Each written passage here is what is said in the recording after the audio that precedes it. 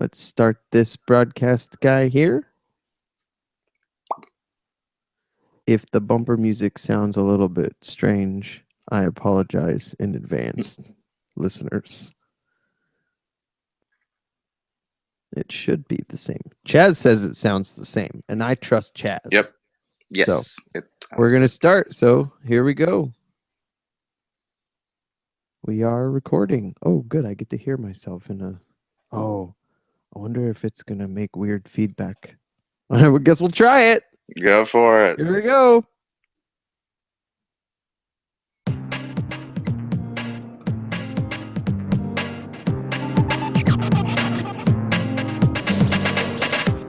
Welcome to the Sober Happy Hour radio broadcast. I am your host. I am coming to you live right now from youtube.com, streaming on radiovalencia.fm, and all around the world via podcast on iTunes. I'm kind of rusty. I feel rusty, but with me, my very, very good friend, Chaz. Say hello, Chaz. Hello, Chaz. Robinson, where is he? Well, we actually don't know. That's the God's honest truth. We do not know where Robinson is. He could be dead. It's been a while since we've thought that he might be dead. But at this point, he's not answering his phone. He could very well be dead. That is a common occurrence, the Robinson is dead thing. He's kind of like the modern era's Paul McCartney. Yes. Very only so. Actually, I think he and Paul McCartney are around the same age. They're both like 100. So we're trying something a little bit new. And if the audio does sound different, we apologize in advance. The reason the audio might sound a little bit different isn't because it's intentional, but because we're hoping that Robinson, wherever he is, God rest his soul, might be able to call in to the show. We simply don't know if he will be able to do that, but if he can, then we will hopefully be ready. I think I have things sorted out so that he could call in and that we would hear him and he would hear us. And Robinson, if you're listening, if you're watching, call in, because the topic that we're talking about tonight, I think you are probably the best person to have on the show to talk about it. And without you, we will be making shit up again. And we don't want to have another show where we are just making shit up. Why are my headphones getting hot? Uh-oh. This is kind of scary. My headphones are getting warm. That doesn't even make sense, dude. No. Like, my headphones getting hot. There must be like, whoa. There must be feedback in my brain or something. All right. Thankfully, my headphone amplifier is not getting hot. Just the headphones. All right. If my ears catch fire, okay, let me know. All right. You might notice first. Okay. This gives a whole new meaning to your ears are burning. This is that must be what it is. My headphones are talking about me. Yes. Oh man, it all makes sense. So this is the Sober Happy Hour radio broadcast. We are coming to you live on youtube.com. It is just me and Chaz tonight, but guess what? This is kind of how it all started. Yep. Robinson didn't join the fray for a little while after the two of us did some episodes together. So this is what you know what the hipsters call it? What? Throwback Sunday? Saturday? It's Saturday, yeah. It's not Sunday yet, is it? No. We stopped doing the midnight shows a long time ago. Yeah. So, did you have a good week, Chaz? Yeah, I did. That's good. It was short. It was... Oh, that's right. It was short. Yes, it was. Had a great Almost Thanksgiving. Forgot. How about yours? You know, my Thanksgiving was excellent. We kept it simple. It was just the kind of I guess what you would consider the immediate family, the wife, the kids, the in-laws, uh, literally the in-laws, brother-in-law, and parents-in-law, and the brother-in-law's girlfriend. And that was it. That was it. And I will say this. I was thoroughly impressed with the brother-in-law's girlfriend's dish that she brought for Thanksgiving. I personally enjoy Brussels sprouts a great deal. Most people think they're gross, but that's mostly because most people that have had Brussels sprouts have just had gross Brussels sprouts. They weren't cooked well. Usually people overcook the hell out of Brussels sprouts. They don't have to be gross. They can be delicious. And these were quite good. And I was hoping to have Brussels sprouts this Thanksgiving, and it turned out that I did. Now, Chaz. Yes. Did you have turkey? Yes, I did. Okay. Was the turkey roasted or some other way? Like in the oven? I believe it was in the oven. All right. So I'm assuming you didn't cook it. No. Because usually if you had cooked it, you would know how you cooked it. Probably. And most people don't cook turkeys on the stove. No. It would have to be a very small turkey for that. Yes. So, sorry, I keep dinking you. I don't mean to. I deep fry my turkeys. Now, there's always a lot of, hubbub around deep frying turkeys. The number one reason that people say, "Oh, I just don't know about that," is people associate deep frying with bad for you. And the reason that they associate deep frying with bad for you is because you're essentially cooking the food in a vat of fat. Am I wrong? Yeah. Right. No, you are not.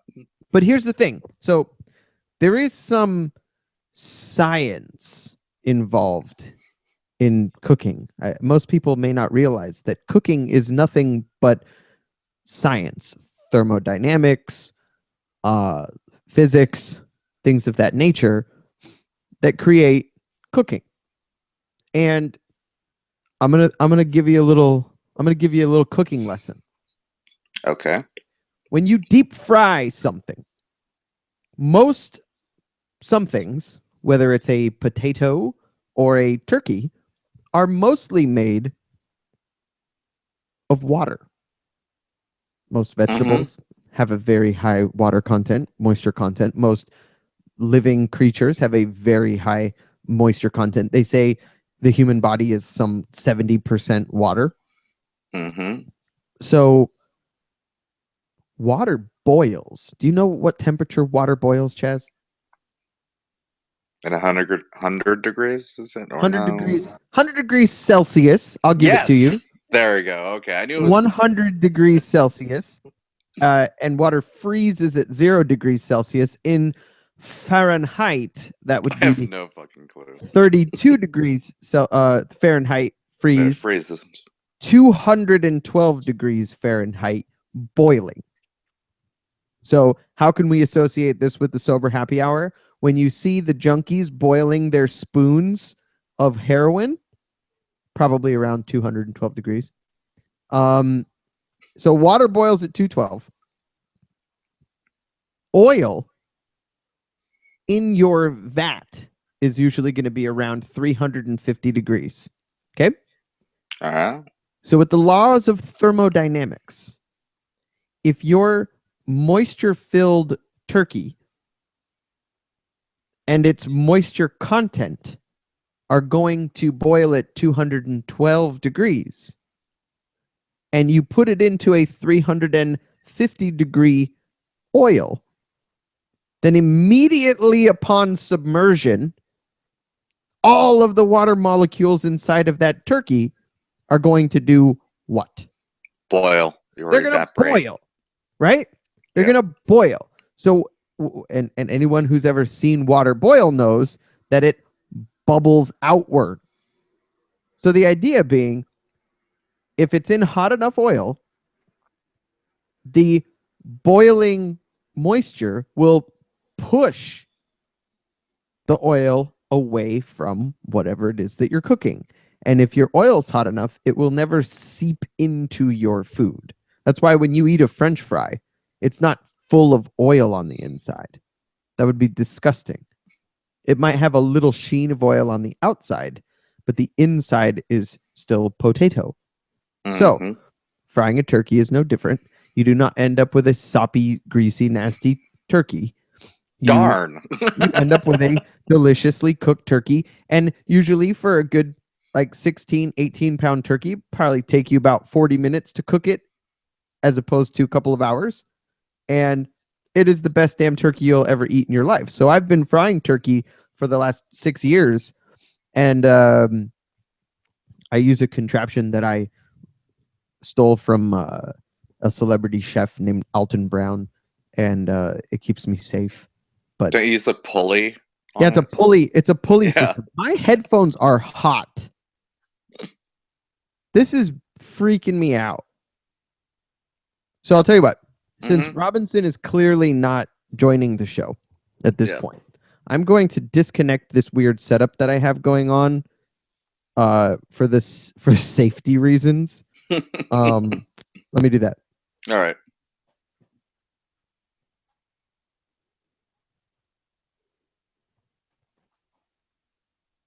All right, I've disconnected it. What? Do I sound different now? Nope. Okay, good.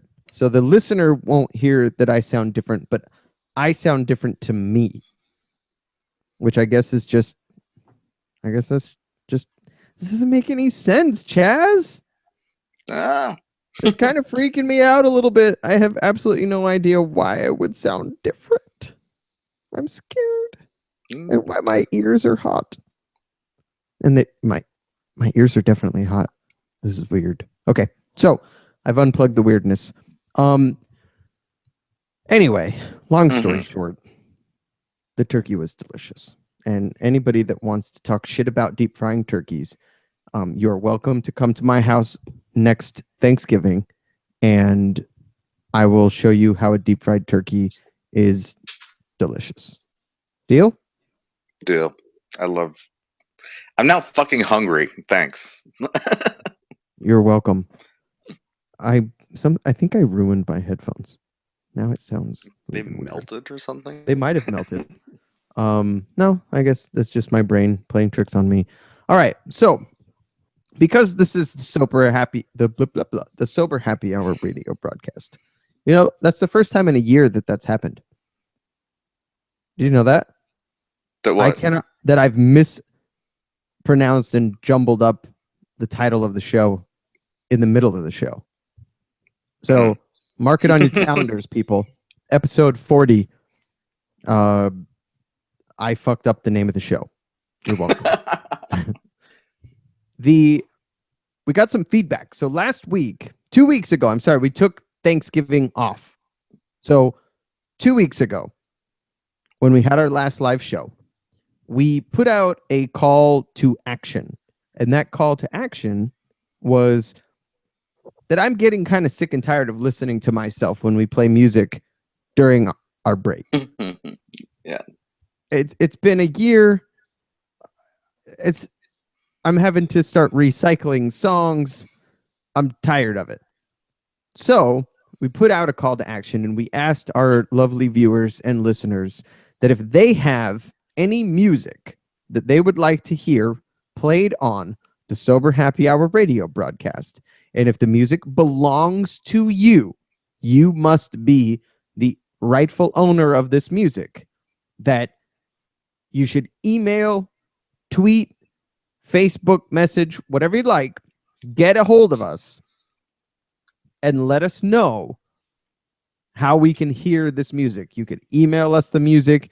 You could give us a Dropbox link, show us on SoundCloud, whatever you like. And we will listen to the music. And if we like it, we might play it on the show. So we put out that call to action last week, and we got some responses, and we're gonna look through that music over the next couple of days and weeks, and hopefully have some brand new independent music artists to play for you during our first hour break. And I thought it was cool that people reached out to offer their services. So thank you to those of you that did. And if you have slacked off or put it off or have not had the time to send us your submissions, this is an open-ended offer. If you have music, we'd love to hear it. Send it our way. Chaz, I want to tell you something. What? You sound excellent tonight. Your audio sounds crystal freaking clear. Thank it is you. amazing. I am so proud of you. Mm-hmm. And Chaz got a new phone. That's very exciting. Yep. What'd you get, Chaz? I got an iPhone 6S. And I'm assuming that the S stands for sexy. Yes, it does.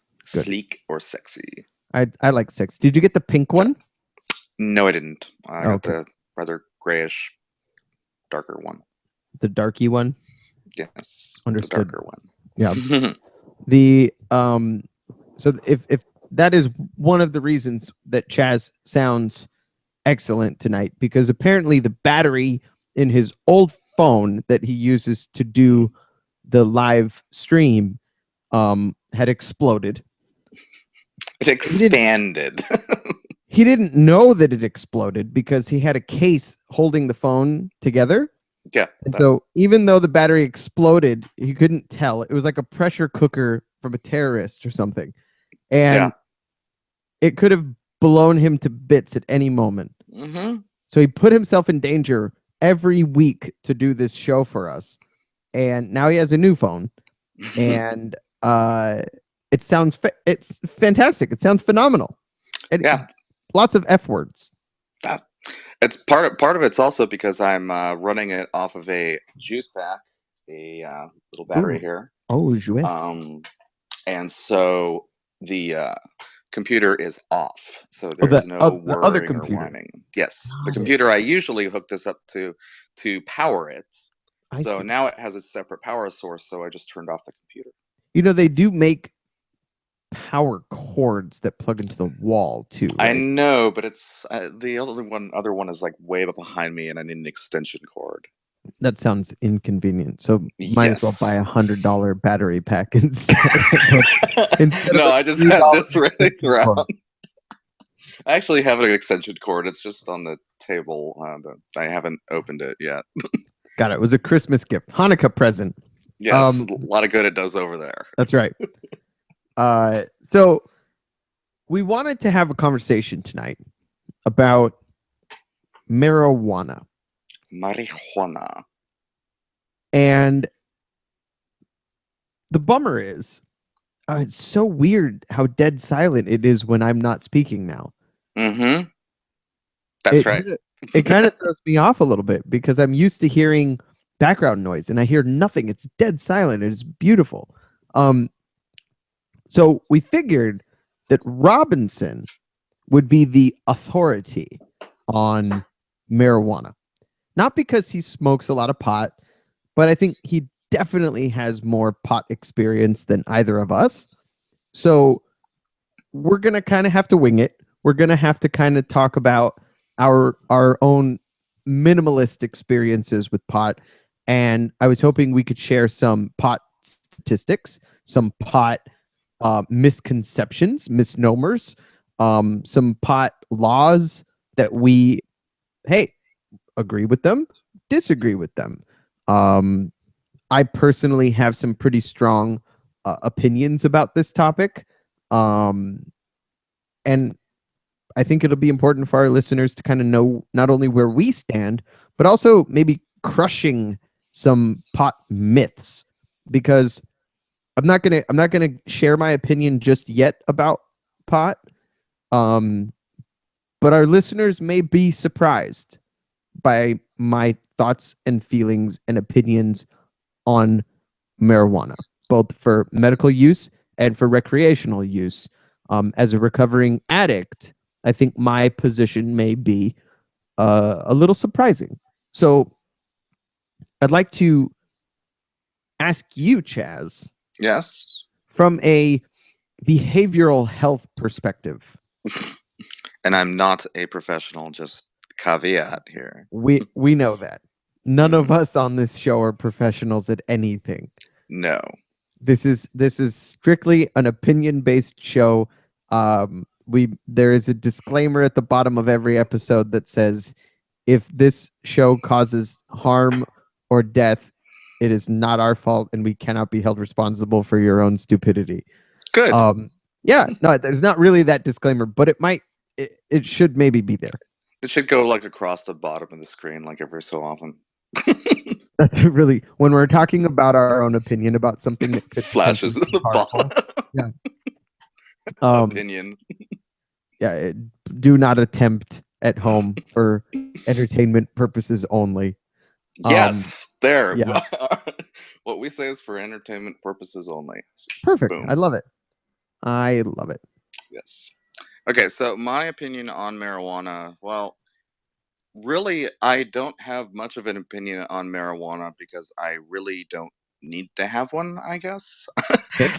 So I typically don't put too much thought into something that doesn't really affect me or that I don't have much stake in it. I guess my own personal experience I can speak on it has been I probably smoke weed every maybe 3 years. I don't know. For half a second, I thought you were going to say every day. Like, I don't know why. I probably smoke weed every day or so, but I don't have an opinion. No. I only smoke it probably about once every 3 years, and every time I do, I remember exactly why I don't. And that's usually because it puts me in a state of mind that is just way the hell too out there for my own personal comfort. So I've never had an enjoyable experience, I guess you could say. But again, I'm not like horribly against it or anything. I kind of look at pot culture and I just kind of like, huh? You know, kind of tilt my head a little confused, like how people can, I don't know, like build up such enthusiasm around it. I guess that's one of the reasons why, certain bands really don't appeal to me or anything. And stuff like that. And again, it's nothing. I have like anything against stoners or people who smoke weed or anything. I recognize the benefits it can have medicinally, but I don't think it's this cure-all miracle drug like people are making it out to be. Again, it's kind of ironic because I said I have no opinions on pot, but here again, I'm talking about it. Hey, man, that's why we're here. Yeah, but I mean, really minimal. I mean, I'm not, here's the thing, I'm not against it. Okay. So, yay for that, I guess. I mean, again, it's not a part of my life at all, probably. Yeah, I could go on and on and on about how I don't really have an opinion on it, but well, yeah, so to help, I'll try to bail you out of this one for a second. Thank you. No problem. All right. So it has long been thought that heroin is the most addictive of the illicit drugs. And personally, the statistics are mind-bogglingly different from one another. You'll read one statistic from one study that says only 10% of heroin triers, if you will, first-time heroin users will become addicted. But then you'll see numbers as high as 50, 60, 70%. But I think the problem you run into is that all of those statistics tend to mention first time heroin users. Now, you could do anything one time and not become addicted to it. Anything, right? And for some very interesting people, you could also do anything one time and become addicted to it. I don't think that's fair, because trying heroin once, I don't think has anything to do with becoming addicted. What it is, I think, is trying heroin once, maybe loving the way that it makes you feel, and then deciding hours or days or weeks or months later that you want to do it again. And then again. And then again. And eventually, if you're doing it enough and you're doing it close enough together, you will start to feel the effects of coming off of the heroin, which can then very quickly and very easily trigger a desire to do more heroin. And thus starts the slippery slope to a full-blown heroin addiction. With pot, the people that I know, and I know many people who smoke pot habitually, who, if they stopped smoking pot today, could walk away from it. It doesn't have the long-term physical dependence effect that other drugs can have. You don't have to necessarily detox from pot. You don't get the opiate receptors in your brain that start freaking out, where you're cold sweats and muscle aches and feeling like your head's going to explode, watching as your nose and your anus do explode from stopping using pot. And I think, and again, I can only speak for myself, but if heroin did not come with the withdrawals, I do not think we would see the numbers of hardcore heroin addicts that we see. Because if something is enjoyable and you want to do it for the enjoyment factor, I don't think that everybody would be doing it on a daily or hourly basis. The number one reason that heroin junkies tell you that they continue to use is to prevent withdrawal. I have kind of an interesting, something just popped into my head when you mentioned like opioid receptors. Is there such a thing as like THC receptors? I don't think so. And so usually people are always talking about, okay, well, one drug is worse than another. Well, if you think about it, well, they're both inanimate substances, so really they don't have any value at all. But if then why do we have opiate receptors? That's the thing, is that, okay, one is not going, in other words, our bodies are not made, specifically to love pot. Right. But they are made to love opiates. It's weird. So made at all.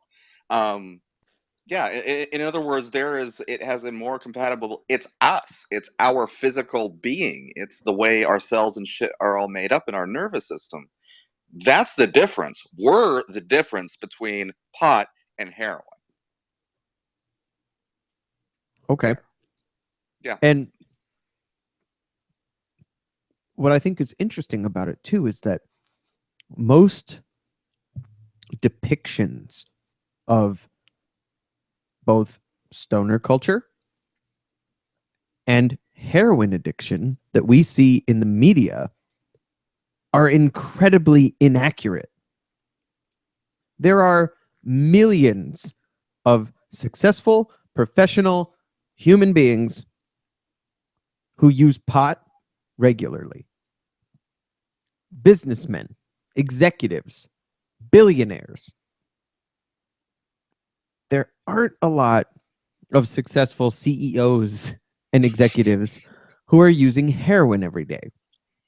But what you see in the movies, Jared Leto with his abscess wound in the pit of his arm, shooting heroin into his infection, and the shooting the drugs between the toes, and the Jesse Pinkman floating out of his bed using heroin for the first time, floating from the ceiling. Like, that's all bullshit. And most Hollywood depictions of anything are. Of course. But I think that's what most people kind of, they see, right? They see this idea that first time you use heroin, you can become addicted. How often have we heard this? We hear this in DARE class, for Christ's sake. You would not believe the number of times, like, this is in mental health too. You wouldn't believe the number of times I've heard people, when discussing a certain diagnosis or condition or anything, start off their statement with, I saw this movie once where, and then go into it. It's like, seriously, people? We have no idea how much of our reality, how much of our understanding of the way things works comes from movies. It's sick. It's really, really sick. And people don't even question it. And I mean, when I pointed out, like, you realize you just cited a a work of fiction, don't you? Right? You realize that? They kind of stop and they're like, oh, I didn't know that. I'm like, yeah. So really, you're absolutely right when it comes to, the way they portray, drug use and all those other things, is because probably the person writing that or directing it has never been there themselves. Absolutely. And it's funny because I've never heard of somebody telling me that they have withdrawn. Thank you. From pot. They don't have detoxes for pot, you don't. And there's no chemical detox for it. There's no medical detox for it. There's no, because you don't need to. And people all the time are like, oh man, fuck, I've been smoking pot every day for the last 6 months, and now I got to take a piss test.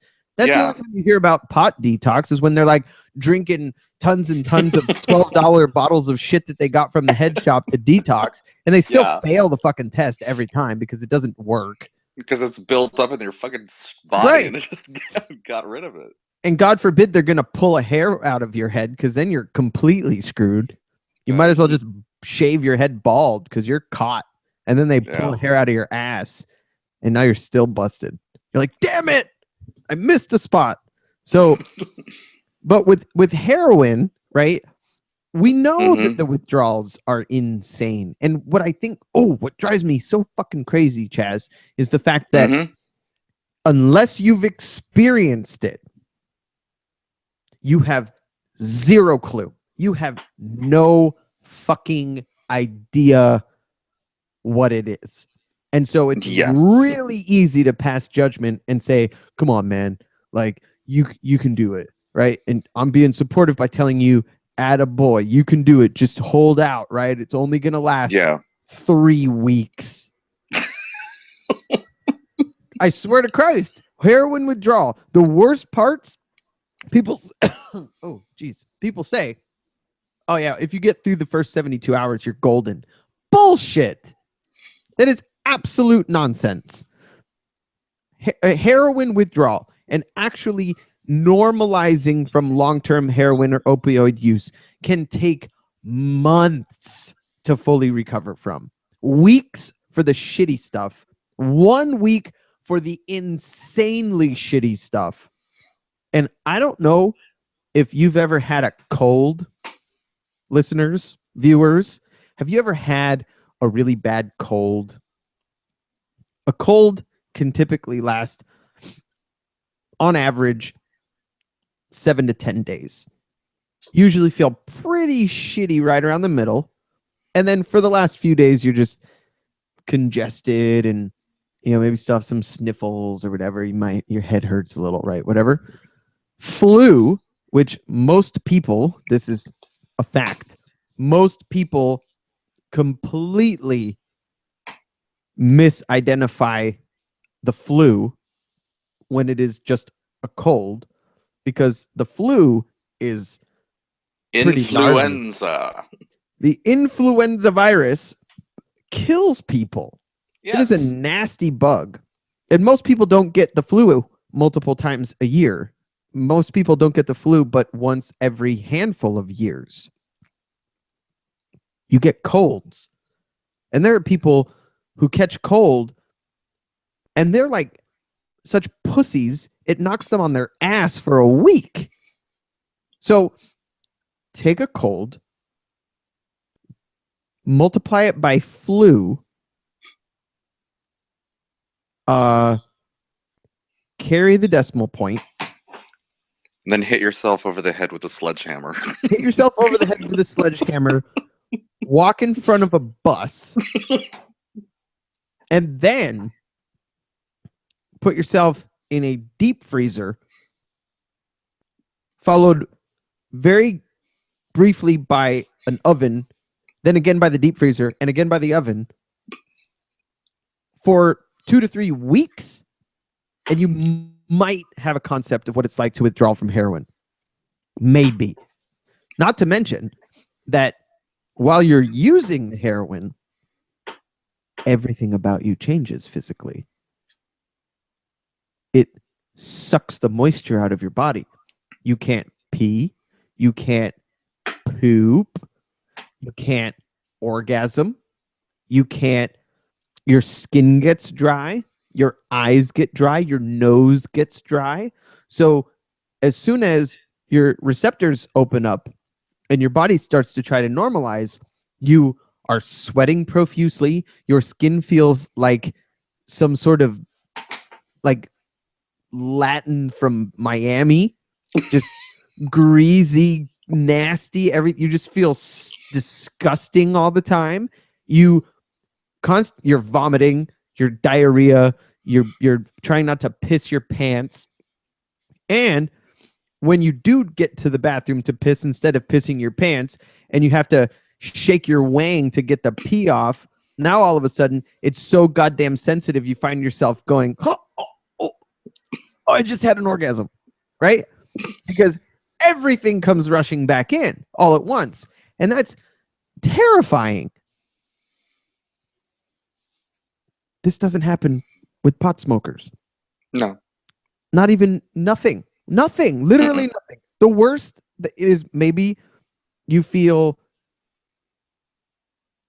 a little out of it because you're not foggy, and so all of a sudden you're just kind of you can get a little depressed, you can get a little anxious.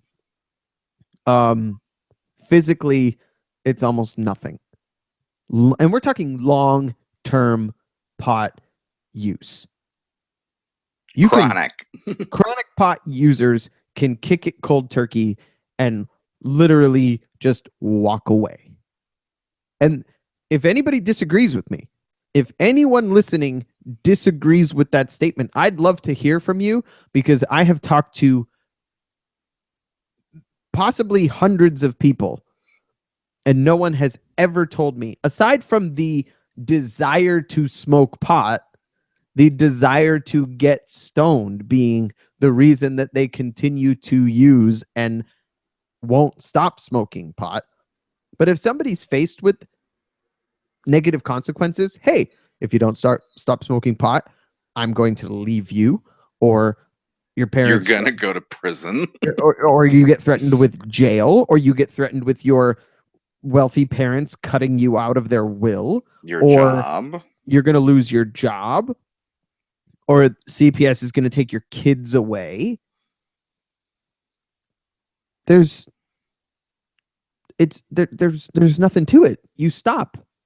And then because you like the effects of smoking pot, maybe you start smoking pot again later in life when you've gotten past the laser focused eyes on you using pot. Mm-hmm. And most people can get away with it. So, to me, you cannot equate the two. And people that try, because they're both, class 1 narcotics or whatever. Schedule 1. Schedule 1. Schedule 1 narcotics are it's foolish. Bath salts, heroin, methamphetamine, Schedule 1. No problem. I can agree with those. I would put like cocaine, alcohol in a Schedule 2. And I would put pot and cigarettes in a Schedule 3. And I'll tell you why. Because people might be like, well, now you're just generalizing and you're being ignorant. Go ahead. Well, wait, before you go on anything, are we sure exactly what the schedules even mean? I mean, it could be something like, okay, if the drug has X effect or Y effect, it goes in Schedule 1. Or it may go in Schedule. It doesn't necessarily mean they're worse. It just means that they have some different characteristic that gets them in a different category. Do we really know? Let's look it up. Go for it. All right. DEA drug scheduling. Yes. Schedule 1 drugs. Substances or chemicals are defined as drugs with no currently accepted medical use and a high potential for abuse. Schedule 1 drugs are the most dangerous drugs of all drugs, with potentially severe psychological or physical dependence. Some examples of Schedule 1 drugs are heroin, LSD, marijuana, ecstasy, peyote, meth.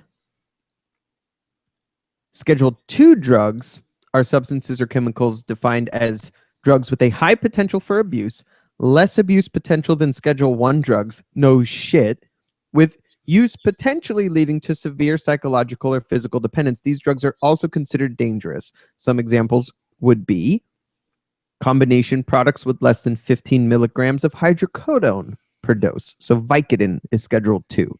Okay, here we go. Cocaine is a Schedule 2 drug. But methadone falls into Schedule 2. Oxycodone falls into Schedule 2. Fentanyl, Adderall, Ritalin, methamphetamine fall into Schedule 2. But cannabis falls into Schedule 1. That's insane. That is absolutely insane that marijuana is considered more dangerous and a higher potential for abuse than methamphetamine and fentanyl. And cocaine. And dilaudid. And fucking cocaine. Hello. And OxyContin. Okay, right. I mean, if there's anything right now in our country that is being, abused more than anything else, it is prescription opioid painkillers. Okay, I had no idea. It is actually, Mike, for our demographic, it surpassed automobile-related death. Absolutely, as the leading cause of death. So it's in Schedule 2, but pot, Schedule 1. That I had no idea. And this is DEA.gov that I am reading right now. This isn't just some bullshit website trying to, vilify. These people might have an idea of the schedule. Yeah. So they make the schedule. Holy bananas. Okay, so I was way off because I assumed that cocaine and meth were Schedule 1. But the fact that OxyContin and fentanyl and dilaudid and Vicodin fall under Schedule 2 behind marijuana is absolutely insane. Schedule 3. Substances or chemicals are defined as drugs with a moderate to low potential for physical or psychological dependence.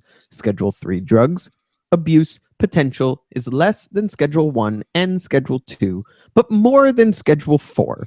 Some examples are products containing less than 90 milligrams of codeine per dosage. What? That doesn't make any sense. Oh, the other one is hydrocodone. Okay. Less than 90 milligrams of codeine per dosage. So Tylenol with codeine, ketamine, anabolic steroids, and testosterone fall under Schedule 3. So I don't know about you, but I definitely know people who have regularly abused junkies. We're talking opioid dependent motherfuckers who regularly abused Tylenol with codeine because it's relatively easy to get. You remember there was a whole thing a few years ago about purple drank? No. So there was a whole subculture, kind of the gangster culture. I'm sorry, the gangsta culture that were concocting a drink that was a codeine based purple beverage that they would concoct by mixing some stuff together. And this shit would fuck you up.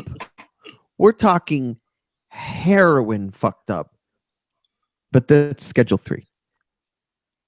Because the dose contains less than 90 milligrams of codeine.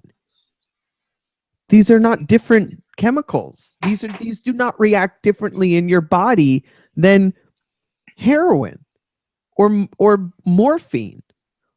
And the fact that fentanyl, I have watched people die abusing fentanyl.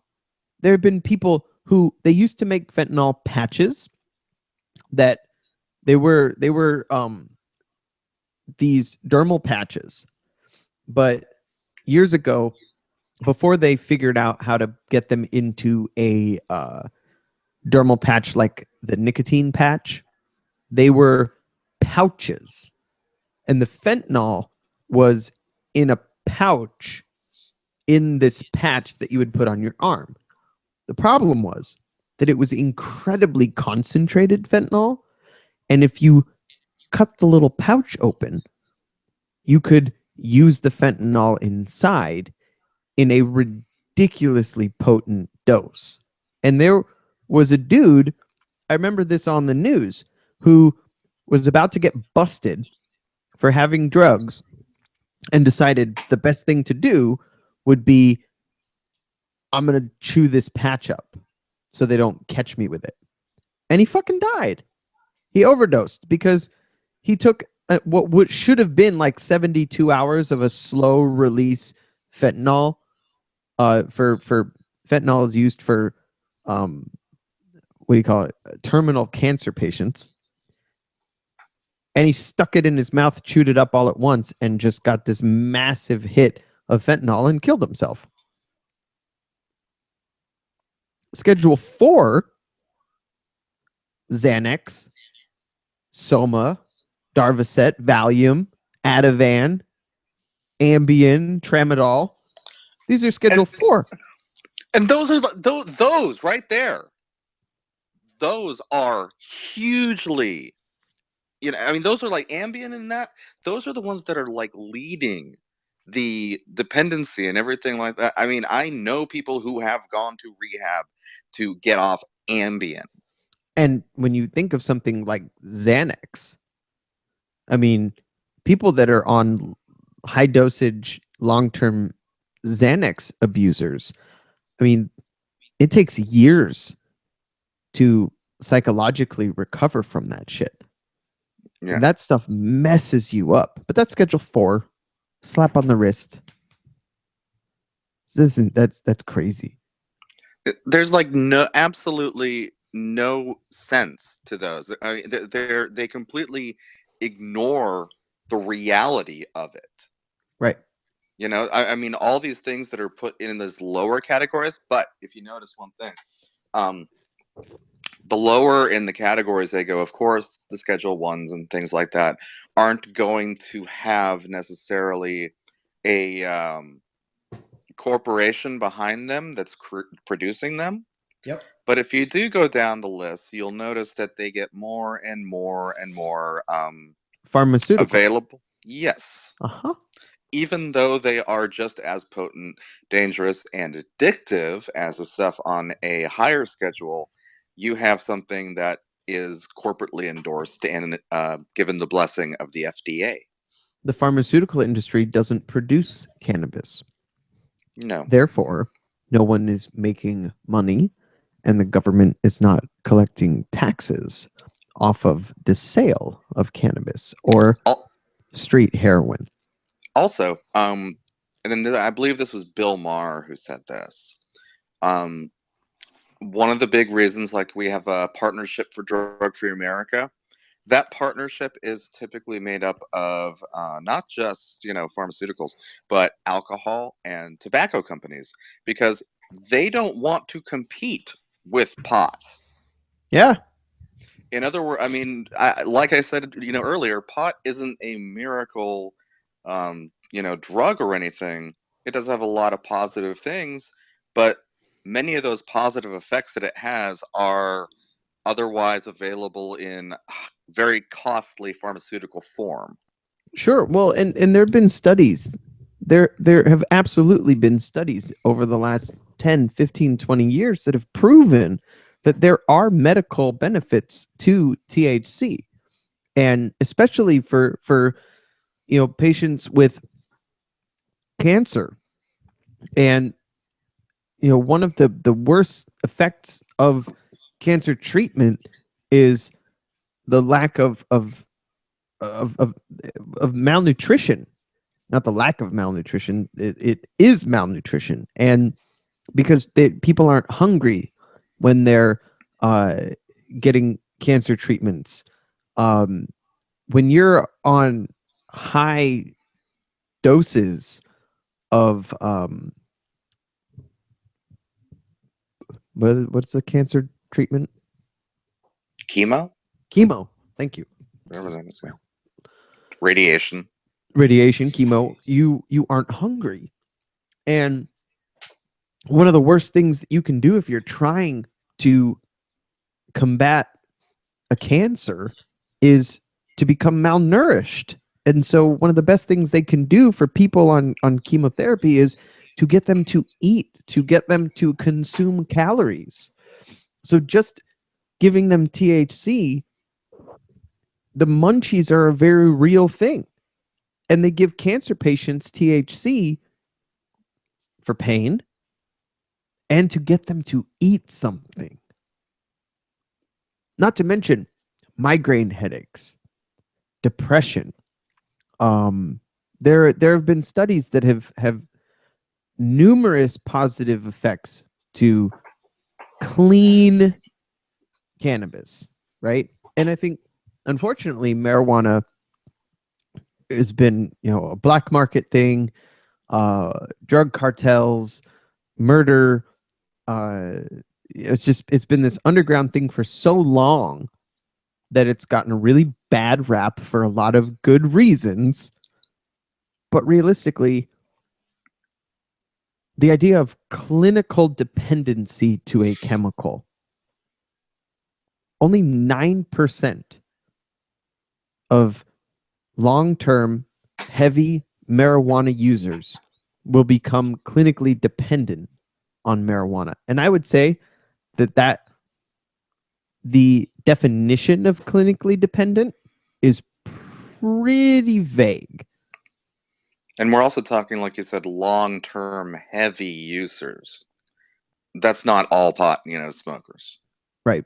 I would love to see the fact if 42% of people in the United States have tried marijuana at least once. The last 3 of our presidents admit to having smoked marijuana.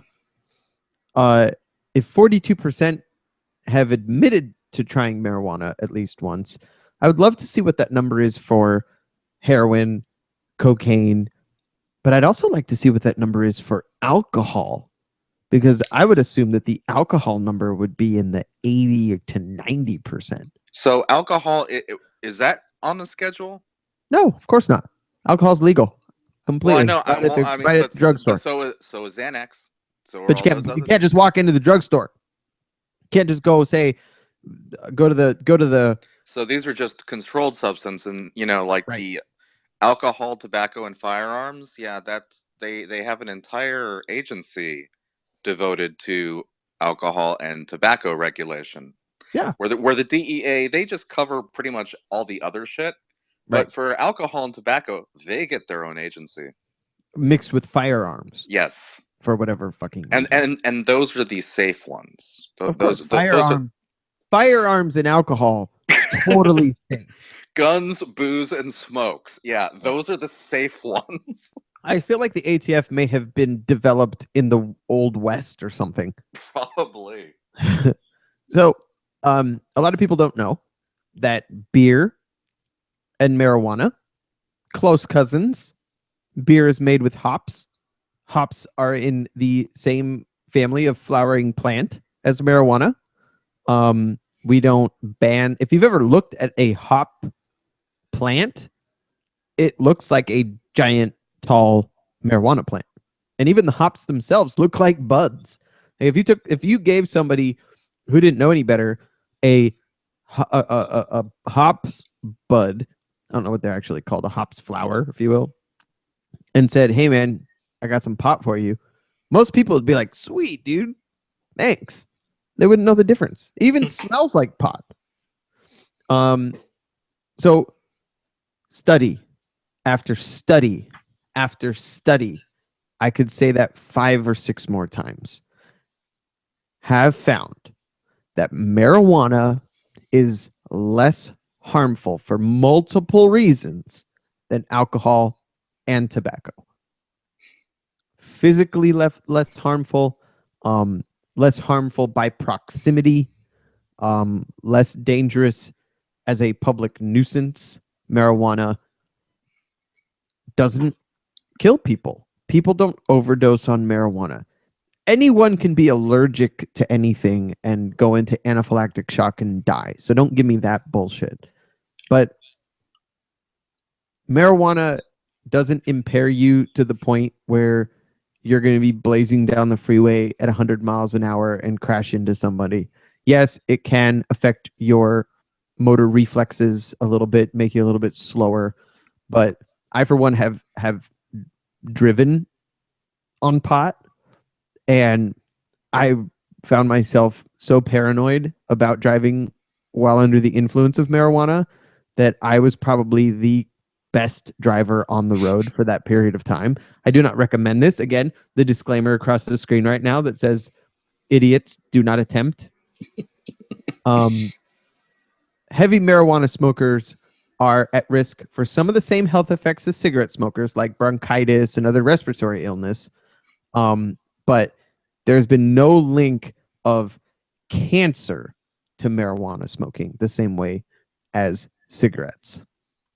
Fun fact, legalizing marijuana in the United States, if you were to legalize it and regulate it like alcohol and tobacco, would generate $8.7 billion in federal and state tax revenue per year. That's just the revenue. I mean, that's just in tax revenue. That's not in, that's not even considering the profit. That's not even considering like economic boom. Yeah. That's just tax revenue for the government.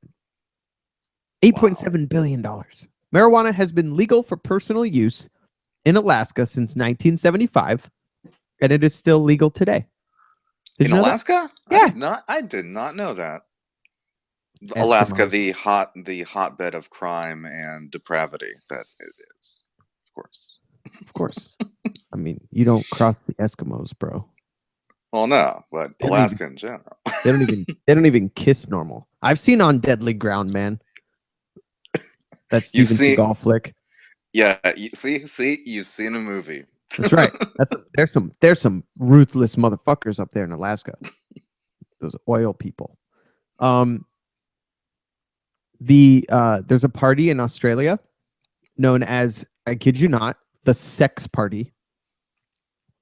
And they are looking to legalize marijuana euthanasia, censorship, abortion, and looking to tax churches. That's the sex party in Australia. These facts are so bizarre. This one kind of blew my mind a little bit. Over 800,000 people, nearly 1 million people in the United States. Almost 1 million, more than 750,000 people in the United States are arrested for pot possession in the U.S. each year. Do you know how much money that costs taxpayers to arrest these people, to process them, to throw them in jail for days or weeks or months? And to then imprison them for like upwards of, much longer than we do for rapists and murderers. Yeah. Mandatory minimums. Mandatory minimum sentences because you are a drug offender. And thankfully, those laws in a lot of states are being relaxed. Do you want to know why they're being relaxed? Public outcry? No. Why? Prison overpopulation. Oh, yeah. We put so many people in prison, something like 2.4 million people in prison. We just don't have enough prison cells. So we're having to say, all right, pot guy who's been here for 3 years, you're good to go. And marijuana-derived compound forces cancer cells to freeze and prevents them from spreading. So, again, studies have proven marijuana effectiveness at treating some forms of cancer.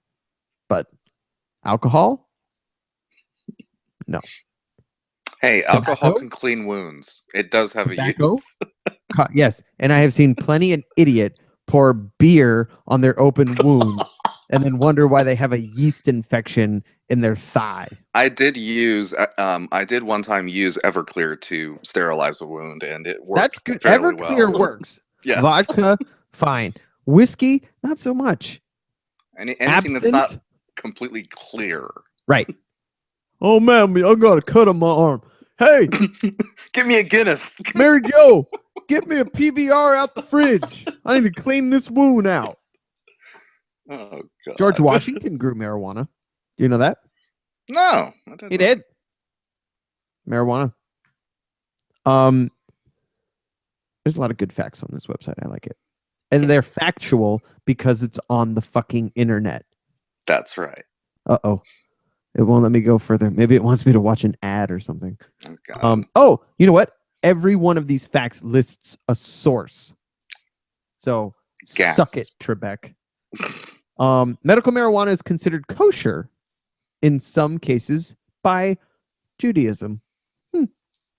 So even the Jews like to smoke pot. And they won't even eat bacon. And bacon is wonderful. But they'll smoke pot. Marijuana is legal and is not even classified as a drug in, wait for it. Oh, you know, I always forget. We've got some good sound effects. We should use them. Yeah, you've got that little soundboard app. Yeah. So in what country is marijuana completely legal and not even classified as a drug?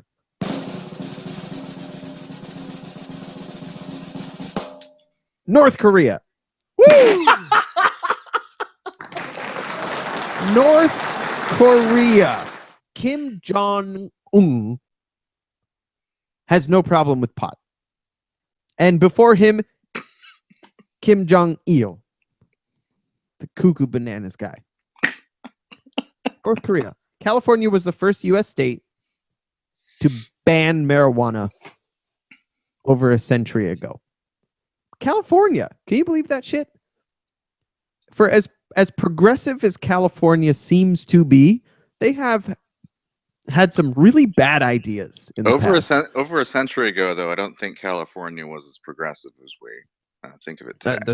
Absolutely. I completely agree. So,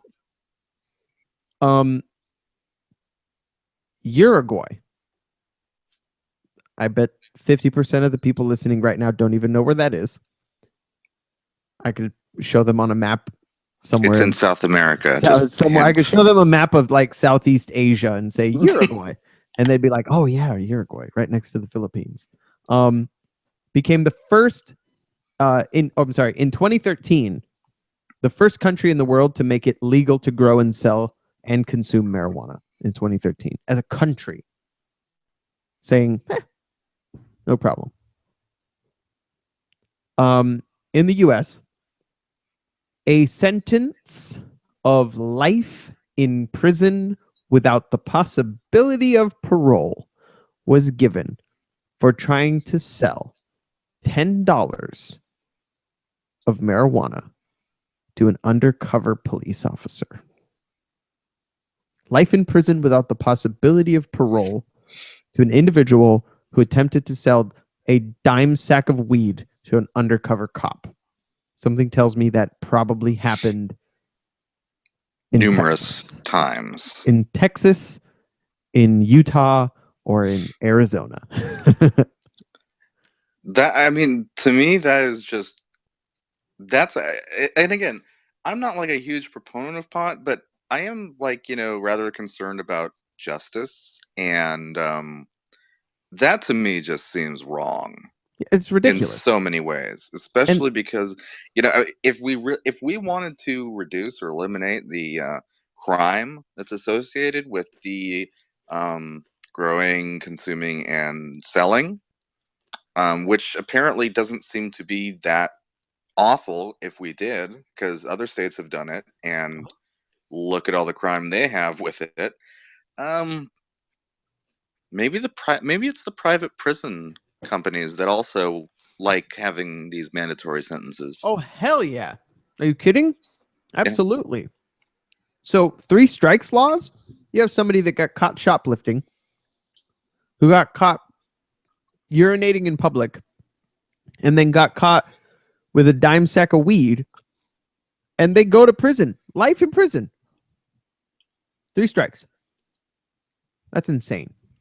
In 1949, the U.S. military created a synthetic version of marijuana called, couldn't pronounce this to save my life, dimethyl heptaleprin. Thank you. Just 1 milligram of this shit can have effects, marijuana-like THC effects, that last for 3 fucking days. A synthetic marijuana-like substance in 1949 in Colorado. 1 milligram? 1 milligram. 1 milligram. Wow. 3 days. Imagine like getting your hands on some of that shit and like just fucking with people, like taking 1 milligram and just putting into somebody's like Coca-Cola and just watching them freak out for 72 hours. That'd be amazing. In Colorado, medical marijuana dispensaries outnumber Starbucks 3-1. 3-1. Not just out, like I could have ended it at outnumber Starbucks and we both would have been like, wow, yeah, 3-1. And it's like, Jesus, they love pot in Colorado. And now that it's legal, completely legal in Colorado, they're making money off of it, but they can't use banks. So it's a cash only business. So they're not making any tax revenue off of it. Because it's still federally illegal. So it's just a big state mess. tax. There's state tax, right? Though. So they're trying to figure it out because the state is missing out on a shit ton of revenue, and the dispensaries want to pay their taxes. They want to be, good businessmen. They want to be members of the community. They want people to stop vilifying pot. And it's legal in Washington. It's legal in Colorado. And now let's back up there a second ago. Yeah. And this is to any, government people or anything else. As people want to pay taxes. Yeah. They want to give you money. Why are you turning them away? And if you legalize pot and you make it legal for people to grow it for themselves, and you make it legal for people to buy it in stores, you completely cut off the black market, the underground drug dealers, and drug cartels. So you make it safer. And they're also not lacing the pot and stepping on the pot and smuggling it in with other harder drugs and guns and murder and weapons. Like it doesn't make sense. That means that any criminal syndicate that has pot or a dealer or anything as their number one product of choice, you've just taken everything away from them. I mean, think of how many criminals that would put out of business immediately. Overnight. Yeah. Legal marijuana. And remember, there are only a few jurisdictions that marijuana is legal. This is crazy. Legal marijuana is the fastest growing industry in the United States in 2015. I have no doubt about it, especially because, well, it's a brand new market. Yeah, that's not surprising at all. Okay, I have a good one, and then we'll take a break. All right. This is not a joke. I literally have. I will first tell you the source. So, druglibrary.org and legal U.S. government testimony in court. I'm briefly trying to read it. A gentleman named Harry Anslinger was testifying in federal court about he was the U.S. government's quote official expert on marijuana from 1938 to 1962. Okay, this guy, the government's official expert on pot, testified under oath in federal court that he had smoked marijuana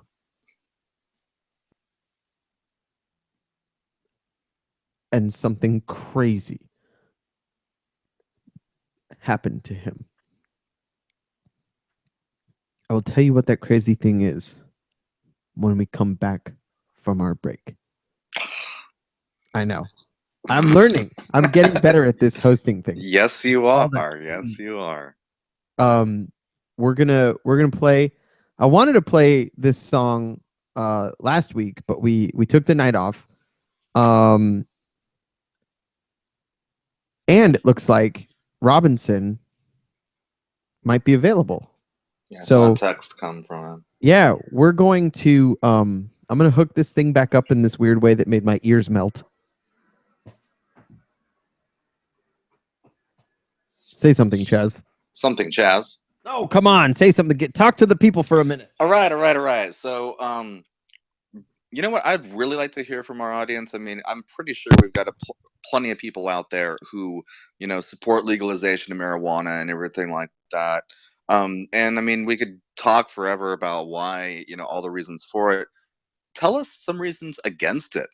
I mean, I keep trying to think of, okay, well, it makes you stupid and fat. I mean, really, it's the argument does kind of make you stupid and fat.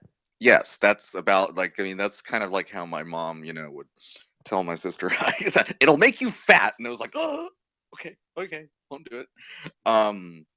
So it is a good preventative measure for parents. Yes, it is. Especially for image-conscious children. Call to action. Mm-hmm. If you are an opponent of marijuana, and when we come back from the break, we'll give you some more of these facts, but I also want to tell you my thoughts and views around marijuana and drug addiction and drug addicts and marijuana use, because there's two different camps. There are the camps that think, hey, if you're a recovering heroin addict, if you smoke pot occasionally, no big deal. If you're a recovering alcoholic and you smoke pot, it's a relapse. If you're in recovery at all, pot is a drug. It's a relapse. Abstinence only. I mean, there's two camps. Pot doesn't count, like cigarettes, or pot absolutely counts, like anything. And using pot equals relapse. And I want to talk about that because I think not only will the listeners be surprised by my position on it, but also I'd love to hear your position on it. And I'd love to hear from other people. Send us an email, tweet at us at Sober Happy Hour, soberhappyhour@gmail.com, facebook.com/soberhappyhour. And when we come back from the break, I'm going to tell you what the U.S. government's official expert on marijuana testified under oath. What happened to him when he smoked marijuana? We're going to play a song. This is a song written by yours truly and our co-host Robinson. We wrote this song a long time ago. We recorded it once together, and I recorded it once by myself. This is the one by myself because the one that we recorded together sounds awful. It was just really bad. But I recorded this in the basement in Oakland. I was hoping Robinson would be on the show to hear it because I know he hasn't heard it in years. But it's a song called She Don't Like Rain. We're going to play it for you now, and we'll be back in just a few minutes on the Sober Happy Hour radio broadcast. And announcement in the next hour, we have our donation page live. So if you want to donate to the show, we would greatly appreciate it. And we're going to tell you how to do that in the second hour. So enjoy. We will be back in just a few. This is She Don't Like Rain, written by Robinson and me. So we hope you like it.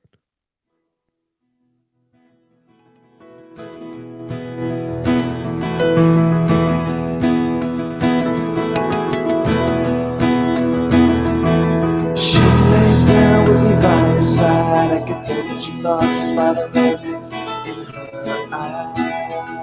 Don't like rain. A sudden change in her point of view turned me around, and I was sure that I knew. She don't like rain. But in the rain, it came down on me. And then she came and rained down on me.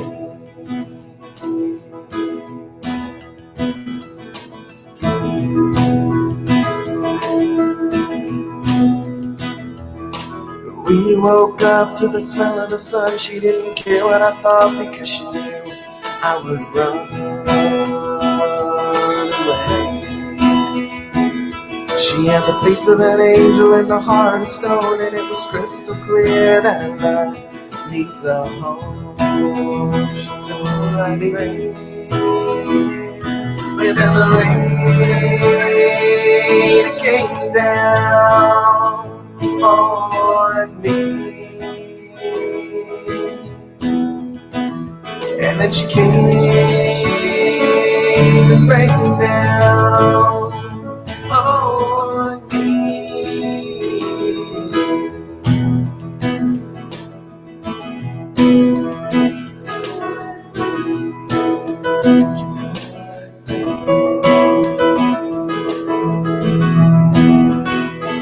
And then the rain, it came down on me. And then she came and rained down on me.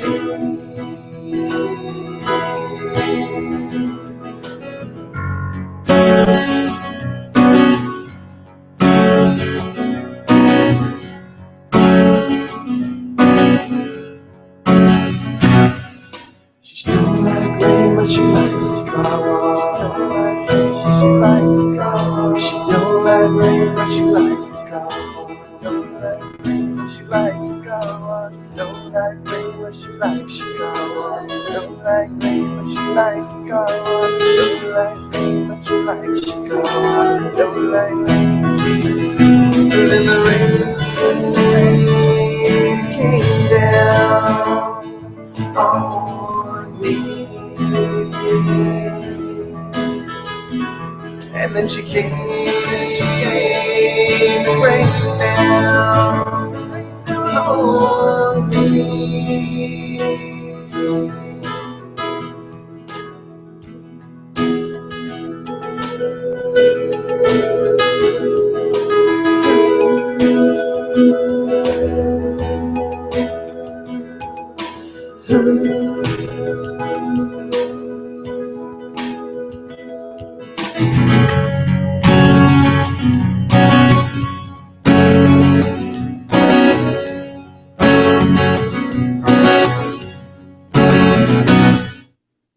Welcome back to the Sober Happy Hour radio broadcast. I am still your host. And that was a little tune by Robinson and me. She don't like rain, but she likes the car wash.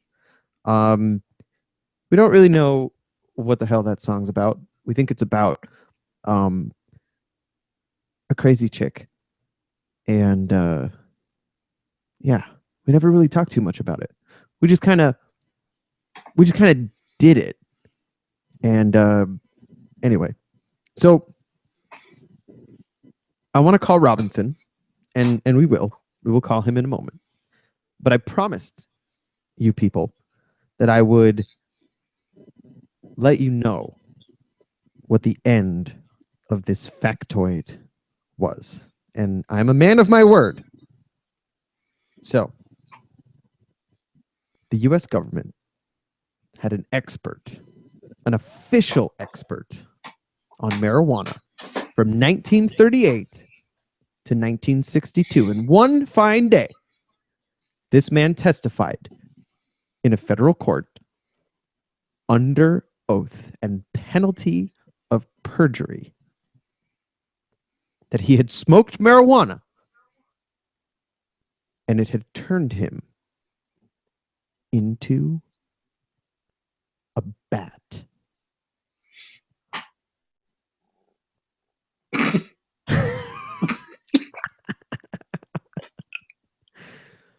I kid you not. Under possible oath, side effects include vampirism. Include vampirism and bat feces, known as guano. The first, I kid you not. The first recorded use of marijuana was in China over 4,700 years ago. We've been smoking pot as a species for 5,000 years, and we put somebody in prison for life without the possibility of parole for trying to sell $10 worth to a police officer who probably smokes pot. Turned him into a bat. A bat. Didn't say what kind of bat. Didn't say fruit bat. Vampire bat. Dude, I'm a fucking bat, yo. No, you're not, dude. Oh, shit. Dude, no, I'm a bat. I can't feel my legs. I think I have wings, man.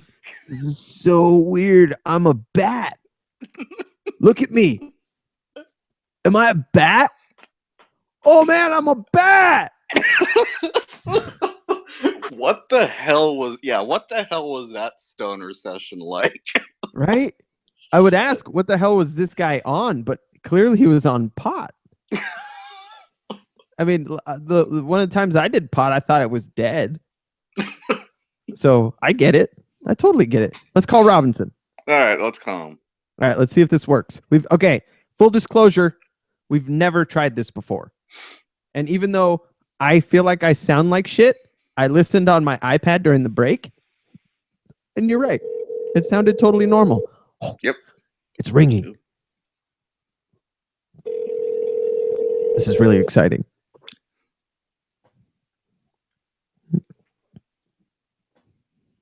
Please leave your message for Robinson. Damn it, Robinson. All right, maybe he'll call back. There's that brief lull for a second there, and I was like, hello. And I saw it. So it showed it that it had connected, and it said 0 seconds, and I was like, "Oh, he answered." And then the motherfucker didn't even answer. He said, "I'm in the sticks, out in the middle of nowhere.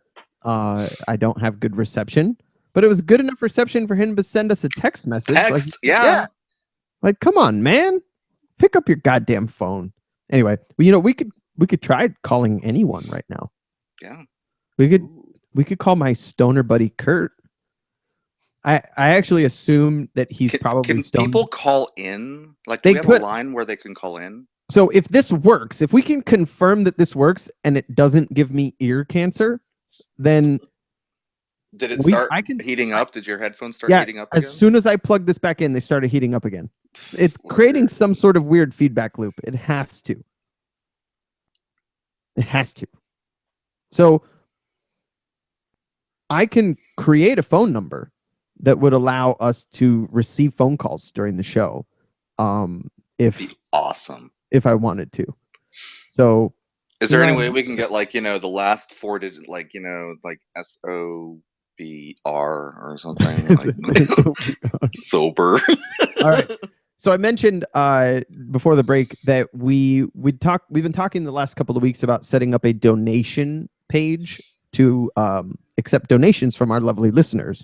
And I don't expect much, but I have been working with a potential sponsor to sponsor the show, which could be extremely helpful. Maybe figure out how I can get headphones that won't burn my ears. And so that's in the works. But another way that you, the listener, the viewer, could contribute to this show, we set up a Square Cash page. We thought about PayPal, but that's a pain in the ass. We thought about Patreon, but that's kind of a pain in the ass too. So we figured most people that are downloading this podcast or watching this show are doing so either from a computer web browser or from a smartphone. And so this is a universal platform that anyone can use. And if you're on a web browser on a computer, you can go to cash.me/$SHHRP. So the Cash platform uses what's called cash tags instead of, that's a play on hashtag, but instead of the pound symbol for their tag, they use the $sign. So it's cash tag SHHRP. So $SHHRP. So if you are on a website, cash.me/$SHHRP. If you want to make a donation, it's really easy to do. Credit or debit card, doesn't matter. But I found out, and the reason that we went this way is because I work with a bunch of young people, and they all use the Square Cash app to send money amongst themselves. Like if I wanted to go to see a movie with you on Friday night, Chaz, and I buy the tickets, then I would tell you, hey man, you owe me $10. Well, kids don't carry cash anymore. So what they do instead is they just type $10 into their Cash app, and it sends you $10 to your Cash account, which goes directly into your checking account. And all you have to do to set it up is add your bank's debit card, and it does the rest. So if you have the Cash app on your Android or iOS device, you can just search the hashtag or the cash tag, $SHHRP, and donate as much or as little as you want. $1, $10, $1 million. It doesn't matter. We'll take whatever you got. Or if you're on a website, cash.me/$SHHRP. And I'll link it on the show notes. I'll link it all over the place because those donations can go a long way. They can contribute to our contribution that we make every month to Radio Valencia, which is an independent radio station in San Francisco, California. San Francisco has the highest rent out of anywhere in the country, I think, equal to or slightly below New York City. And that being said, their place in the Mission is a fairly large facility, and it's not cheap to rent. So donate, like I said, $1, $10, $5, anything helps. Cash.me/$SHHRP, or search on the Square Cash app on Android or iOS. If you don't have it on your Android or iOS device, you can download the app for free, set it up with your credit or debit card, search the cash tag $SHHRP, and donate. We'd love it. We would appreciate it very much. And if you want, we will even give you a shout out on the show. I was going to say that, in other words, if we, get any equipment or anything else, we can just show, hey, thanks to listener XYZ or whatever, or just our listeners who donated, we now have earphones that won't give Mike head cancer. Right. Ear cancer. Get it right. Ear cancer. And we could even do what Stephen Colbert did to the International Space Station, where he donated a treadmill to the International Space Station, and they named the treadmill after Stephen Colbert. So if awesome. I have new headphones and Jake Gyllenhaal decides that he wants to donate to the Sober Happy Hour, then my headphones could be known as the Jake Gyllenhaal headphones that don't give me ear cancer. In parentheses. So we have some more factoids, but I also wanted to share with you guys before the show is over what my viewpoints are around pot use in recovery. So we'll read a couple more of these facts, and then I will tell you my opinion. Chaz, you can tell us your opinion, and maybe... I've been telling my opinion all night. But I want to hear that specific opinion. Opinion about how you think pot use and sobriety go together. Okay. There are signs on the roads right now in Arizona because of the Thanksgiving weekend. All of the billboards on the freeway. We have these LED billboards on the freeway that tell you about amber alerts and traffic conditions. And during holiday weekends, they usually have, anti-drunk driving ads on them that say drive hammered, get nailed. And they're supposed to be scary, but they're not. This one says drinking and driving go together like peas and guac. Not guacamole, just guac. And it's the stupidest fucking thing I've ever seen in my life.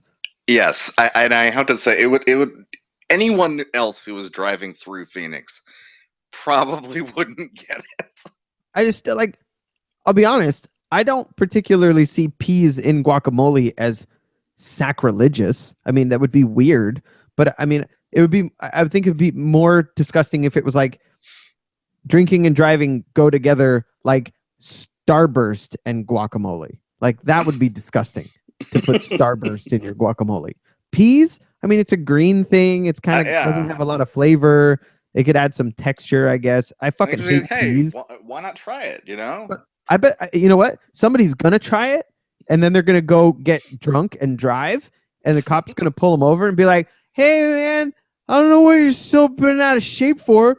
Fucking guacamole with peas in it is delicious. I had it Thanksgiving. And the officer goes, okay, fine. Go on. Shit. Can I have some? You got me. I'll bring the chips. Should we try Robinson again?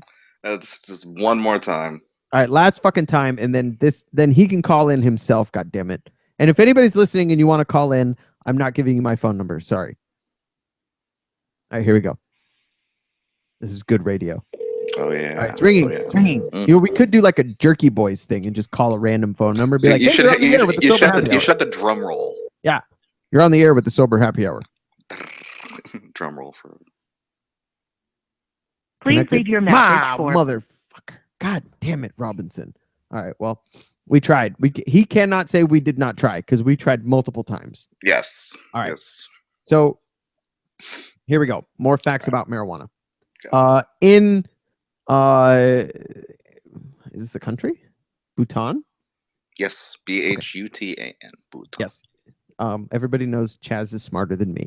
Marijuana was only ever used to feed pigs before the advent of TV. I don't know how they're associated, but apparently TV came around and people started using marijuana for other things. Well, they probably found out through TV. Oh my God, people smoke pig food? People smoke pig food and they pay a lot of money for it. What the fuck are we feeding it to the pigs for? And they had the coolest pigs in Bhutan. Like those I'm pigs sure it made were them eat a lot. awesome. That's a good point. It totally made them get fatter faster, and they had really good bacon. I made my first batch of meat mouth jerky this week. Oh, you bastard! I got to get some of that. I made because I don't so make good. it during the summer because it's too hot, Mhm. and the room that I make it in is not air conditioned, so it's the room you're in right now. I know you can actually see behind me that right there. That's part of the jerky making facility right over there in the corner. I promise it's sanitary. The pigs were stoned. That's funny. Rastafarians are legally allowed to possess marijuana in Italy due to it being a sacrament to the religion. Mm-hmm. So I want to start a religion where a vice that I have and really enjoy is a sacrament, so that I can get some sort of a free pass. I think that's smart. They worked the system. They worked it out. It's smart. I really feel like I'm getting ear cancer. This is bad. Okay. I gotta disconnect. Disconnect. Yeah. Yeah, I'm gonna disconnect. Hold on. I'll be right back.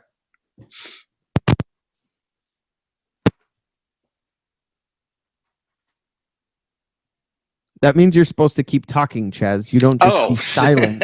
It's a radio program. I thought we'd just edit that part out. No, they think we're. So the ultimate opinion. I'm done now. Well, I know, but the opinion you want to hear from me at the end there is what I believe marijuana use is to like sobriety and addiction. Right? Well, kind of. It's more. Okay. It's more along the lines of, do you see casual marijuana usage as a relapse from recovery?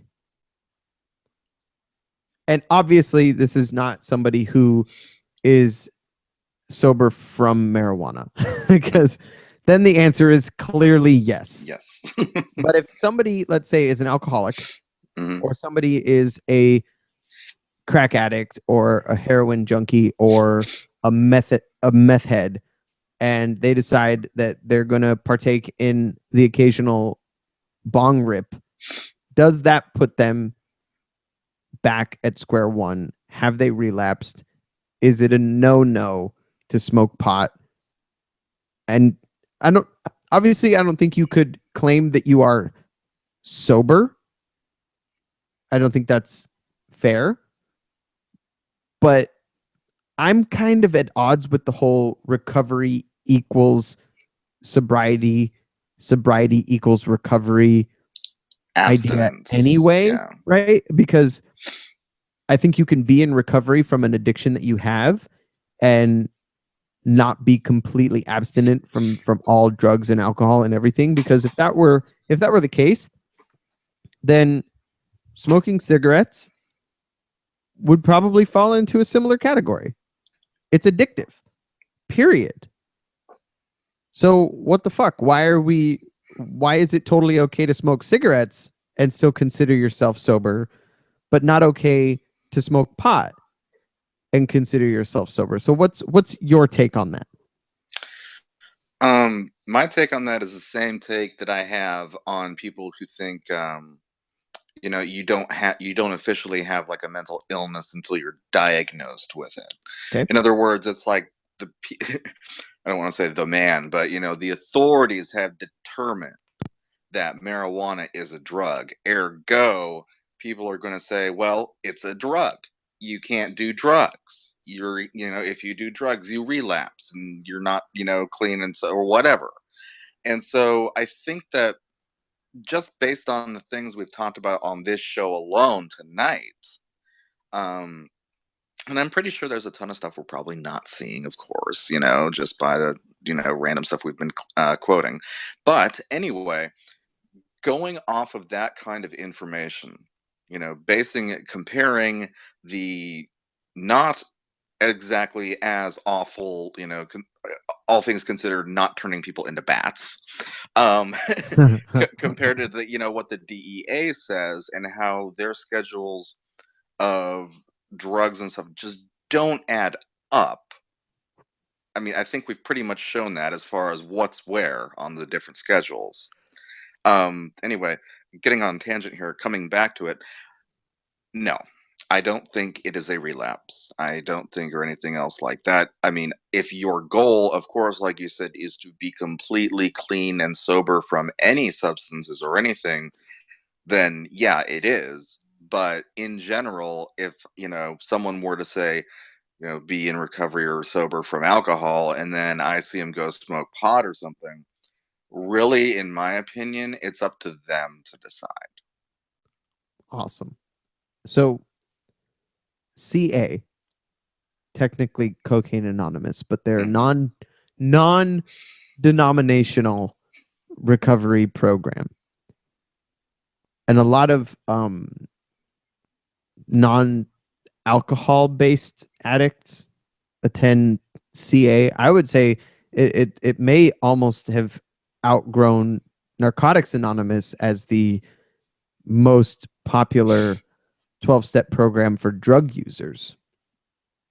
CA, the way that they changed their 12 steps to reflect drug use, they consider the drug as a mind-altering substance. And marijuana definitely fits that bill. So if you're a member of CA, I don't think that you could consider yourself a sober member of CA and be using marijuana. So because this program does not subscribe to one type of recovery and one particular method or program or viewpoint, my personal opinion is not dissimilar from yours. And I know that that might come as a surprise to some people. I also do not believe that somebody who recreationally uses pot, who used to be an addict from a different drug or alcohol, would have to take themselves out of the category of recovery or sobriety even because they use marijuana. And the reason that I say that is that there are plenty of former drug users that use alcohol. And there are plenty of former alcoholics who use drugs. So if we're willing to turn a blind eye, look the other way at somebody who might have had a cocaine habit and now moderately drinks alcohol, then there is absolutely no reason that we can't do the same courtesy, give the same courtesy to somebody who occasionally smokes pot and used to be addicted to heroin or alcohol. I just think that's to me, because alcohol is so much more dangerous than marijuana, and obviously heavy drugs are so much more dangerous than marijuana, I can't in good faith just label marijuana as this evil substance that you should not partake in, because it doesn't have, again, this is just my opinion, but it does not have the same physically, mentally, emotionally destructive power that these other substances have. We're going to try Robinson one more time because he just wrote me saying that he has a signal, and I'd love to have him on for the last few minutes just to at the very least say hello. So if he answers, great. If he doesn't, we're going to stop doing this. Drum roll, drum roll. I can't do the two at the same time. Damn. It rang more than twice this time. That's good. I don't know. I'm nervous. Come on. Answer the phone. It's like calling a girl in 7th grade. Oh. Please leave your message for motherfucker. Robinson. Oh my God. This is ridiculous.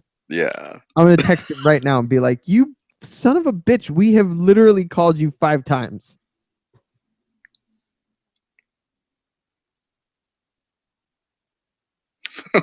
Well, this is bordering on insanity now. Yeah. All right.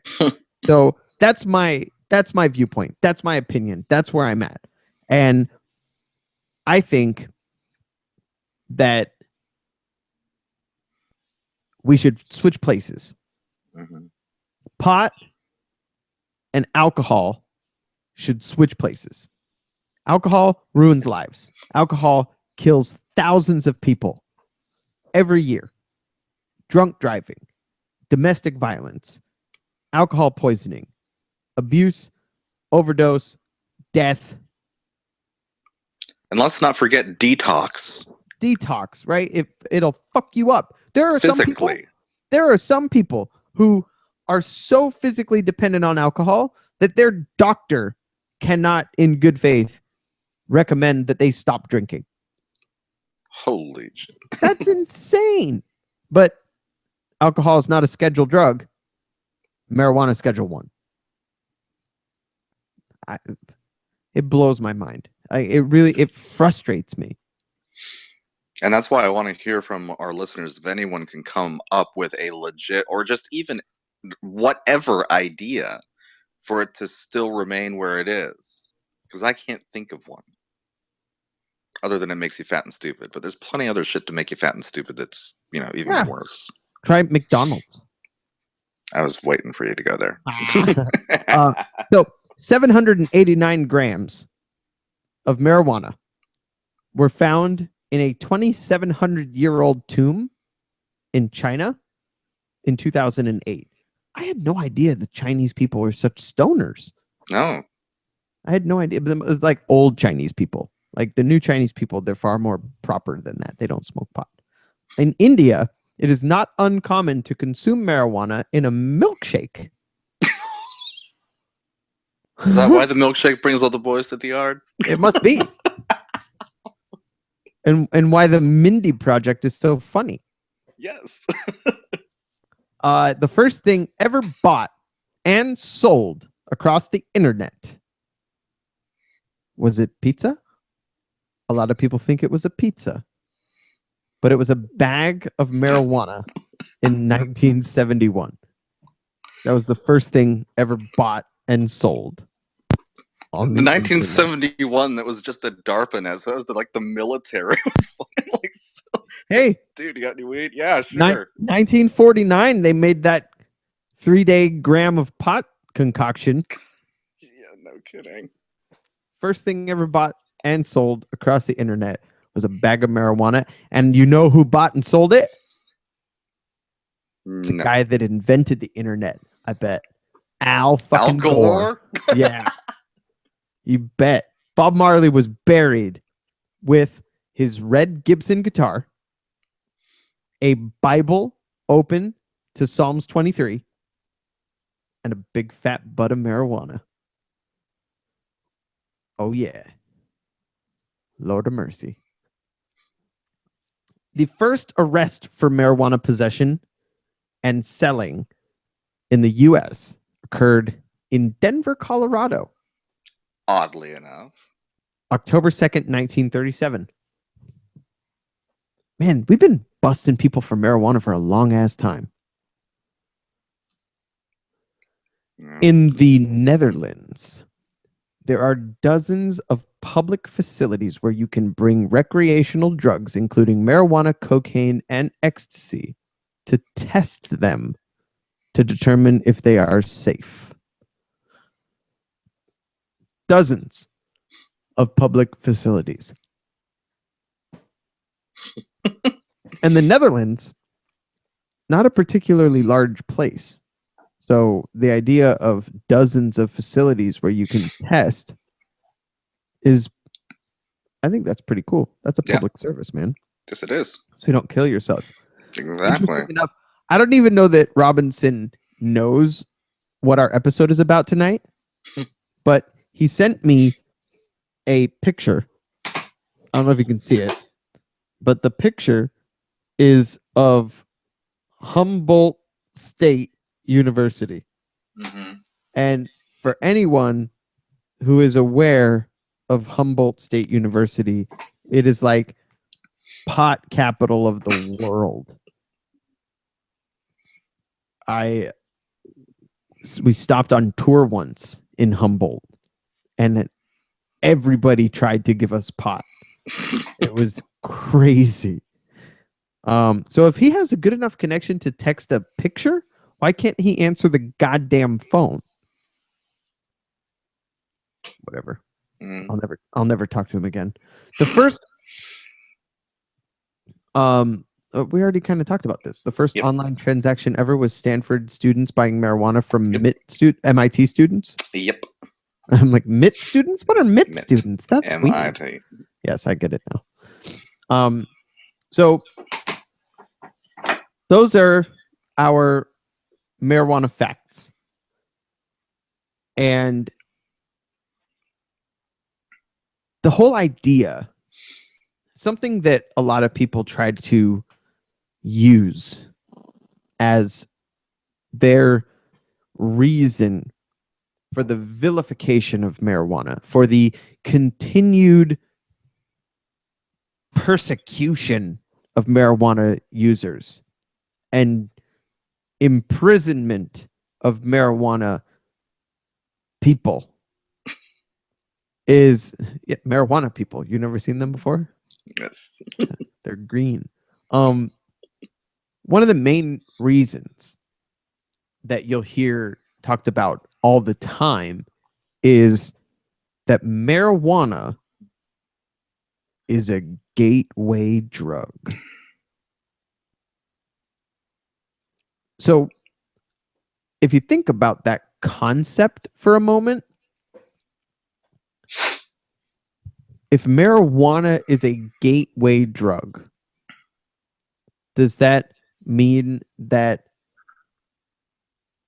missionary sex is a gateway sex act? And that if you have normal, regular sex with someone, that eventually you're going to turn into some freaky deaky gangbang orgy type? Well, here's the thing.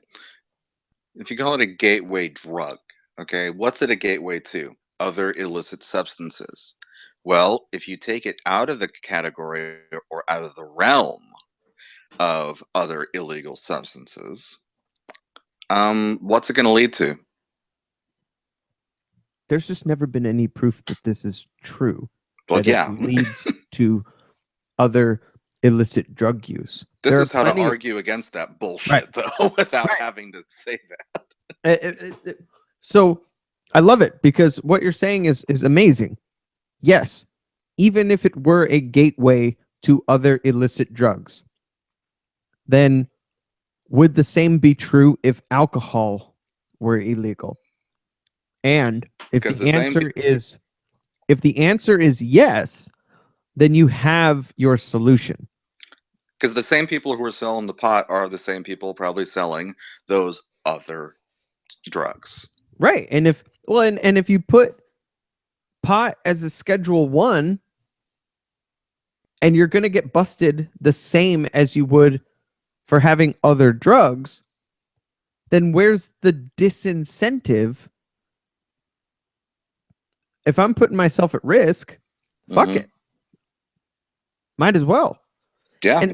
But I don't even think people think that way, right? No. Like that seems ridiculous to me that people are like, hey, well, I did marijuana, so now I got to do crack. Because your pot dealer is the same person that eventually dealt you crack. Possibly. You know, in other words, there is a common theme running here that, in other words, like people start drinking they don't start smoking pot, or they don't go on to, start doing coke or other things that no one ever argues about. Alcohol being a gateway into anything. Why not? Because it's not illegal. It's not being distributed and handled by the same people who are going to give you those higher drugs. But I think it's interesting too that I would imagine that the same statistics that might be used to label marijuana a gateway drug might, if they dig a little bit deeper, would probably also find out that the people that used marijuana and then used cocaine and then used crack and then used heroin were probably going to try those things anyway. And it has nothing to do with the fact that they used pot somewhere along the line. So to me, you can't derive one from the other. They're completely different conversations. Somebody who is experimenting with drugs is going to experiment with drugs. Whether or not you make pot legal, there's an argument that Bill Maher makes all the time, that if you made all drugs legal tomorrow, and he'll ask this question to the crowd, who here, if they made heroin legal tomorrow, who here would go out and do heroin? And inevitably there's always one guy that's like, yeah, I would. But it's usually only one fucking guy. Because if they made having sex with young boys legal tomorrow, I wouldn't be going out having sex with young boys tomorrow. Thank God Robinson's not on the program, because he'd probably have a different opinion about that. Yeah. But that's the goddamn truth. Well, if you think about it also, a lot of these people who have this idea of, well, it's only that it's illegal, that it's keeping people away from it. Typically, these are the same kind of folks who, well, they believe that if there weren't the 10 Commandments and such, then people would be running around raping, murdering, and stealing just about everything. Right. And it's these same people who I honestly, personally hope never ever lose faith in their God. Well, because they scare me. But it's the same concept that if there weren't laws, then it would be anarchy and chaos. I think people are inherently smarter than that. Oh, now of course Robinson's calling. Oh. Jesus Christ. All right. Whoa. Now my computer's ringing. What is he doing? All right, let's answer it. See what happens. All right. Oh my God, that was obnoxious. Are you there? Are you still on the show? For another 3 minutes. I finally just got a signal. We've been trying to call you the whole night. Yeah, I have been out of range of telephone, and I just picked up a signal a few minutes ago. I'm actually on a bicycle riding around the town square in the city of Arcata. Leave it to you, Robinson. Hey, Robinson. I'm waiting for my... Yeah. So this is a perfect opportunity. Can you hear Chaz? Can you hear me? I can hear. Yes. Awesome. I can hear you. Yeah. That's amazing. So cool. People can call into the show. I think I have figured out a way that we could set up a phone and get callers to call in and do interviews via telephone if we needed to. There's one fatal flaw. Oh, what's that? Ear cancer. Yes. And Ear. For some strange reason, I'm not making this up, when I have the phone plugged into the mixer, and the way that I have it plugged in to make this work, for no fucking reason, because my headphones are plugged into the headphone mixer. They are not plugged into the phone. They are not plugged into anything that's communicating with the phone. But for whatever reason, even when we're not talking on the phone, when we were just had it plugged in and hooked up, trying to call you a few times, the inside of my headphones starts to heat up. What? As soon as I unplug the phone, the heating up of the headphones goes away. I have no idea why that would happen. That's crazy. It is bananas, but all I do know is that it's very exciting that we can both hear you, the listeners can hear you, and you can hear both of us. That's awesome. Yes. That's important, yeah. I think the most important element, though, is that the person we're trying to call have a cell phone signal. Yes. That makes it very helpful. It is very helpful. And you know what's kind of cool about this right now? Is you actually sound like a caller. Yes, you do. It's got that tinny sort of weird caller sound that you hear on the radio. So it sounds like a totally legitimate phone call over the radio. Which it is. Awesome. Yeah, I can dig it. Well, Robinson, I can't do the bumper music with you on the phone at the same time. So okay, the show is over. We're at exactly 2 hours now, but I'm so glad that you had an opportunity to at least say hello. We missed you tonight. We talked all about pot, so your picture of Humboldt State University fit perfectly. Nice. And okay. and we will you'll be back on next week, yes? Yes, absolutely. Absolutely. Cool. So we'll have a new show for you next week, ladies and gentlemen. Robinson, thank you for getting on the last couple of minutes here. Like I said, we missed you terribly. We knew you would be an important part of this show. Chaz did a fantastic job filling your shoes while you were gone. But you'll be back next week. No problem, man. Can't wait. Yeah, I'll be back next week. Excellent. I'm leaving for Vietnam on the 6th. All right. Well, then, live from Vietnam, coming soon. The show's on the 5th. All right. Show's on the 5th, right? How long will you be gone for? Anyway, yes. 8 weeks, 9 weeks. Wow. Okay. So you'll be live from Vietnam for a while. Yes, I will. Perfect. Yeah. Cool. Okay. All right, man. Have a good night. Yeah. Okay. Thank See you later. See you. Bye-bye. Cool. We have phone capability. We have phone capabilities that we've never had before. I just wish This was a great show. This was an awesome show. I enjoyed it very much. All right. Well, like we always do, we must bid farewell to the listener. You have been listening to the Sober Happy Hour radio broadcast, streaming video live on youtube.com, over your internets, on a podcast via iTunes.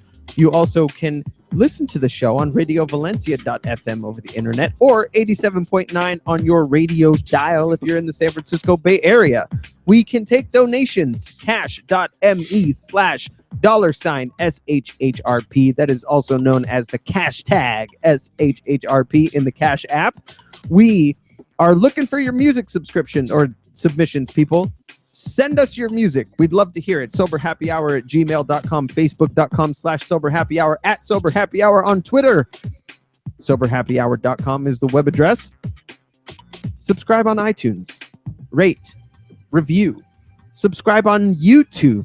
That's also very important. And if you see an ad on YouTube that you like, click on that ad. Subscribe right here, wherever the button is. Subscribe to, hit the button. It's red. Maybe it's over there. I don't know where it is. But great show, Chaz. Thank you so much for filling in. You're welcome. And for always being here. And if you or yours is considering getting sober, I highly recommend it. Good night. Good night.